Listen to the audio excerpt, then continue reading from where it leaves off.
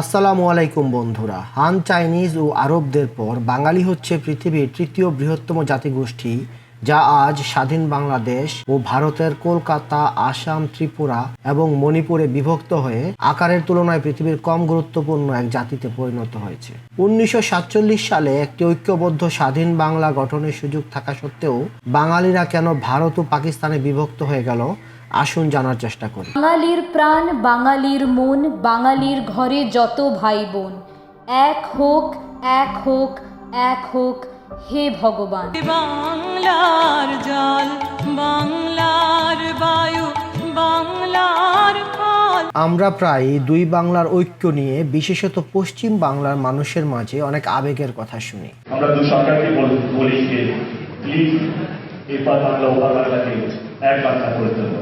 এইটা যে নতুন কোনো কথা তা নয়। 1905 সালে তদানীন্তন ব্রিটিশ বড়লাট লর্ড কার্জন প্রশাসনিক কাজের সুবিধার জন্য পশ্চিম বাংলার প্রধানত সংখ্যাগরিষ্ঠ হিন্দু অঞ্চল বিহার ও উড়িষ্যা নিয়ে বাংলা এবং পূর্ববঙ্গের মুসলিম অধ্যুষিত অঞ্চলসমূহ ও আসামকে নিয়ে পৃথক পূর্ববঙ্গ ও আসাম রাজ্য প্রতিষ্ঠা করেন, যা বঙ্গভঙ্গ নামে পরিচিত। নবগঠিত পূর্ববঙ্গের রাজধানী করা হয় ঢাকাকে। পূর্ব বাংলার অনেক মুসলমান নেতারা এই বাংলা ভাগের সমর্থন করেন এই কারণে যে তখন পর্যন্ত বাংলার শিক্ষা দীক্ষা ও ব্যবসার মূল কেন্দ্র ছিল কলকাতা। পূর্ব বাংলার দুর্বল যোগাযোগ ব্যবস্থার কারণে এই অঞ্চলে তেমন কোনো অবকাঠামোগত উন্নয়ন হয়নি। নতুন প্রদেশ হলে তাকে কেন্দ্র করে শিক্ষা প্রতিষ্ঠান ও ব্যবসা সম্প্রসারণ হবে, যেটা পিছিয়ে পড়া পূর্ববঙ্গের মানুষের মধ্যে কিছুটা সাম্য নিয়ে আসবে। যদিও অনেক মুসলিম ব্যক্তিত্ব যেমন সাহিত্যিক ইসমাইল হোসেন সিরাজি, মোহাম্মদ গোলাম হোসাইন, সৈয়দ হাফিজুর রহমান,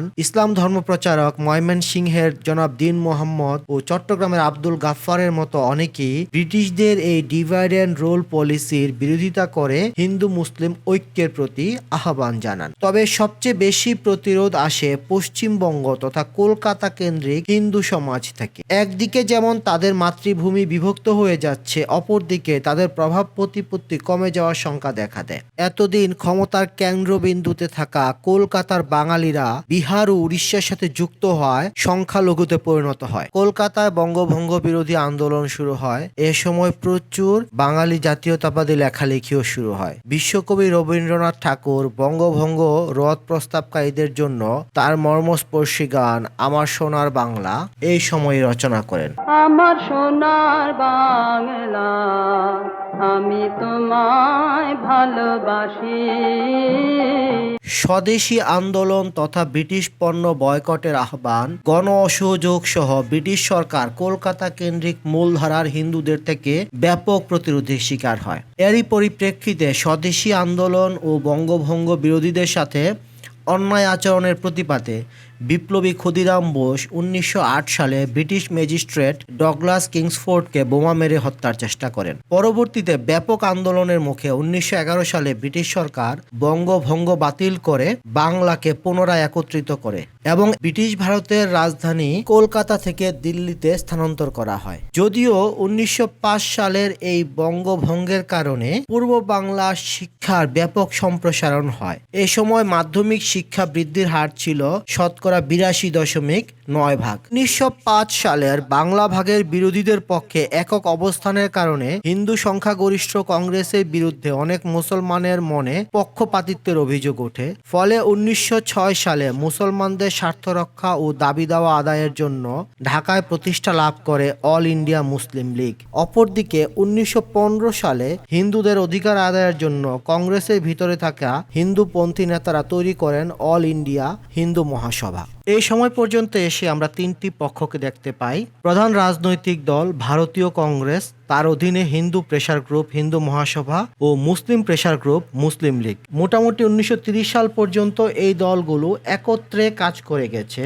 যেমন উদাহরণস্বরূপ 1916 সাল থেকে 1918 সাল পর্যন্ত শেরে বাংলা একে ফজলুল হক একই সাথে মুসলিম লীগের সর্বভারতীয় সভাপতি এবং ভারতীয় কংগ্রেসের সর্বভারতীয় সাধারণ সম্পাদকের দায়িত্ব পালন করেন। কিন্তু ধীরে ধীরে মুসলমান এবং হিন্দুদের মধ্যে দূরত্ব বাড়তে থাকে এবং অবিশ্বাস দানা বাঁধা শুরু করে। শত বছর ধরে একসাথে ব্রিটিশ বিরোধী আন্দোলন করা হিন্দু মুসলমানেরা পরস্পরের শত্রুতে পরিণত হতে থাকে। ফলে এক পর্যায়ে এসে ব্রিটিশ বিরোধিতার চেয়ে হিন্দু মুসলমান বিরোধিতা ব্রিটিশ ভারতের রাজনীতিতে প্রধান ইস্যুতে পরিণত হয়। যদিও এই রাজনৈতিক দলগুলোর ভিন্ন রূপও দেখা যায়, যেমন 1937 সালের প্রথম প্রভিন্সিয়াল ইলেকশনে কংগ্রেসের বিপুল বিজয়ের পর পরবর্তীতে বিভিন্ন সময় হিন্দু মহাসভা এবং মুসলিম লীগ জোটবদ্ধ হয়ে পাঞ্জাব, সিন্ধু, নর্থ ওয়েস্ট ফ্রন্টিয়ার প্রভিন্সে কংগ্রেসের বিরুদ্ধে নির্বাচন করেছে।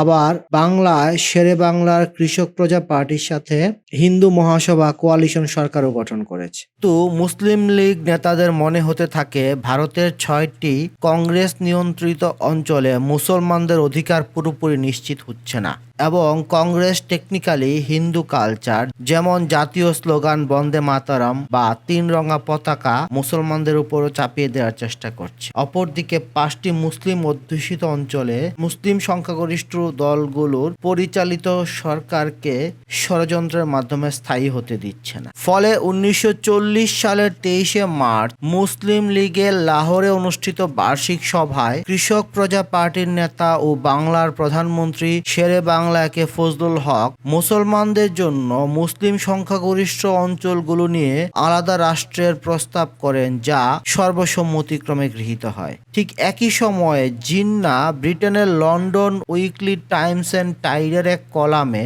ভারতের গণতান্ত্রিক সিস্টেম সম্পর্কে লিখেন, গণতান্ত্রিক ব্যবস্থা ইংল্যান্ডের মতো একই সংস্কৃতির মানুষের জন্য প্রযোজ্য হলেও ভারতের মিশ্র সংস্কৃতির জন্য প্রযোজ্য হবে না, কারণ কোনো রাজনৈতিক দলের যত ভালো রাজনৈতিক বা অর্থনৈতিক পরিকল্পনা থাকুক না কেন, দিন শেষে হিন্দুরা হিন্দুদের আর মুসলমানরা মুসলমানদের ভোট দেবে, আর এটাই হচ্ছে ভারতের সংবিধানের সবচেয়ে বড় দুর্বলতা। 1945 সালে দ্বিতীয় বিশ্বযুদ্ধ শেষ হওয়ার পর ব্রিটেন অর্থনৈতিকভাবে বেশ দুর্বল হয়ে যায়, ফলে সে তার কলোনিগুলো ছেড়ে দেওয়ার সিদ্ধান্ত নেয়। এ সময় ভারতে ব্রিটিশ হটাও আন্দোলনও আরো বেগবান হতে থাকে।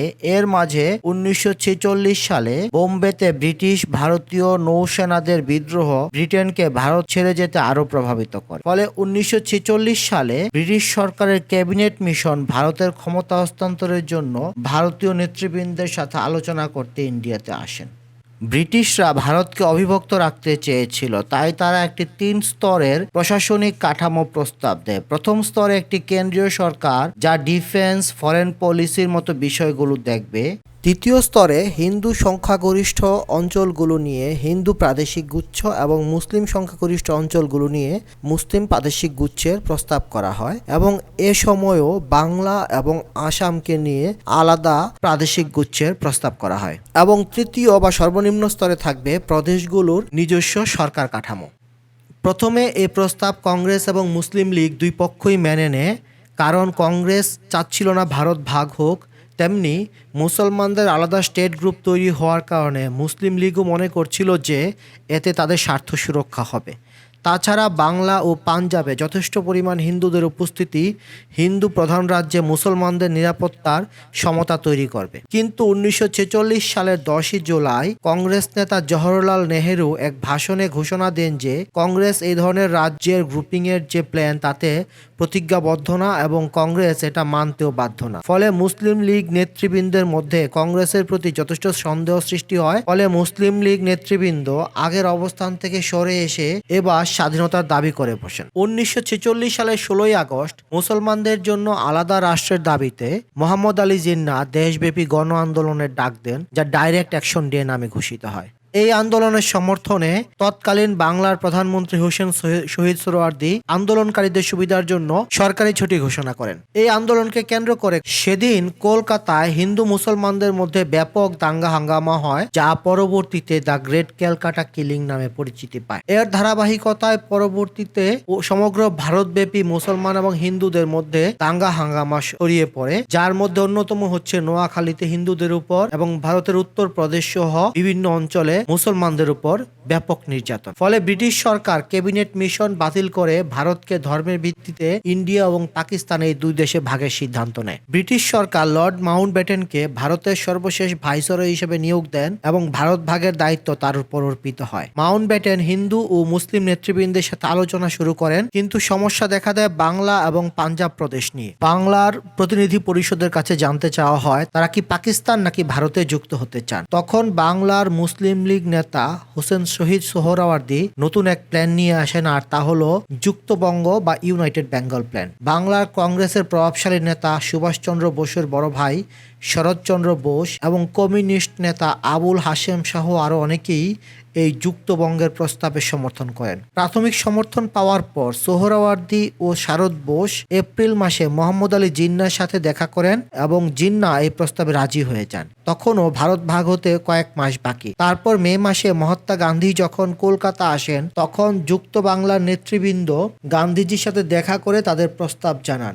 গান্ধী যখন যুক্তবঙ্গের প্রস্তাব সমর্থন করেন, তখনই দৃশ্যপটে আসে হিন্দু মহাসভা। হিন্দু মহাসভার বাঙালি নেতা শ্যামাপ্রসাদ মুখার্জি গান্ধীজির সাথে দেখা করে যুক্তবঙ্গের বিরুদ্ধে তাদের অবস্থান জানান, কারণ তাদের ধারণা ছিল বাংলার পাট শিল্পকে রক্ষার জন্য এ প্রস্তাব করা হয়েছে এবং পরবর্তীতে বাংলা যখন স্বাধীন হয়ে যাবে তখন তা আবার পাকিস্তানের সাথে যুক্ত হয়ে যাবে। এইদিকে লর্ড মাউন্টব্যাটেনের ধারণা ছিল যুক্তবঙ্গ হয়তো হয়েও যেতে পারে। তাই তিনি 28শে মে ব্রিটেনে গিয়ে তার ক্ষমতা হস্তান্তরে দুটি আলাদা বয়ান রেকর্ড করান। একটাতে যেখানে বাংলা এবং পাঞ্জাবকে ভাগ করে ভারত পাকিস্তানে যুক্ত করার কথা বলা হয়েছে, আরেকটাতে বলা ছিল বাংলার মুসলমান এবং হিন্দু নেতারা একমত হয়েছেন যে বাংলা ভাগ না হয়ে আলাদা একটা দেশ হবে। 30শে মে তিনি যখন ভারত আসেন, তখন কেন্দ্রীয় কংগ্রেসের দুই প্রভাবশালী নেতা জওহরলাল নেহেরু এবং প্যাটেল মাউন্টব্যাটেনের সাথে দেখা করে যুক্তবঙ্গের বিরুদ্ধে তাদের অবস্থান ব্যক্ত করেন। আসলে 1946 সালের কলকাতা ও নোয়াখালী দাঙ্গার কারণে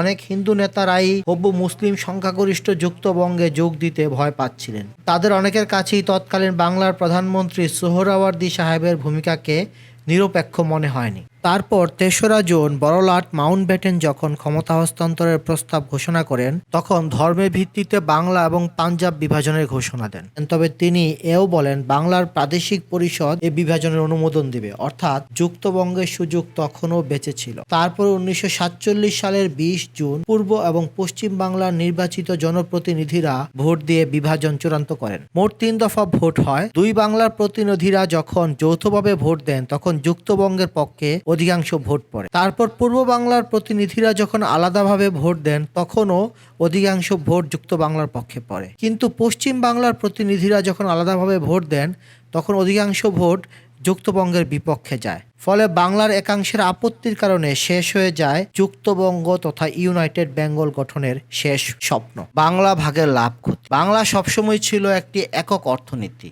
পূর্ব বাংলা ছিল মূলত কৃষি নির্ভর এবং পশ্চিম বাংলা শিল্প নির্ভর। বাংলা ভাগ হওয়ায় পশ্চিমবঙ্গের পাট কলগুলো যেমন ব্যাপক কাঁচামাল সংকটে পড়ে, তেমনি পূর্ববঙ্গের কৃষকেরা তাদের বড় ক্রেতা হারায়। পশ্চিমবঙ্গ যখন বছরে 95 লক্ষ টন খাদ্য সংকটে ভুগছিল, তখন বাংলার কৃষকদের উদ্বৃত্ত চালের ক্রেতা পাওয়া যাচ্ছিল না। যদিও আস্তে আস্তে এই সমস্যার সমাধান হয়, কিন্তু সন্দেহ নাই এই বিভাজন দুই বাংলার অর্থনীতিতে বড় ক্ষতির কারণ হয়। ধীরে ধীরে কলকাতা ভারতের রপ্তানি শিল্পের একটা গুরুত্বপূর্ণ কেন্দ্র থেকে পিছিয়ে পড়তে থাকে।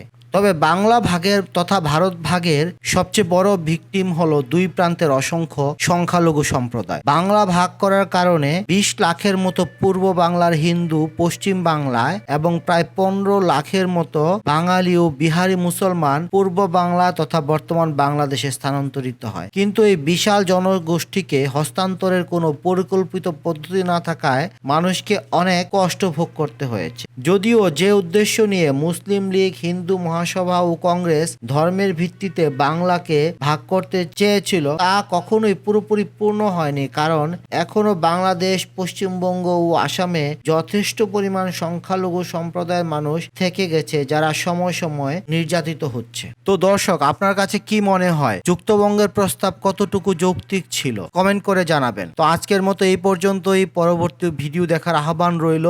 আর এই ভিডিওটি যদি ভালো লাগে তাহলে বন্ধুদের সাথে শেয়ার করুন, লাইক করুন, সাবস্ক্রাইব করুন। আল্লাহ হাফেজ।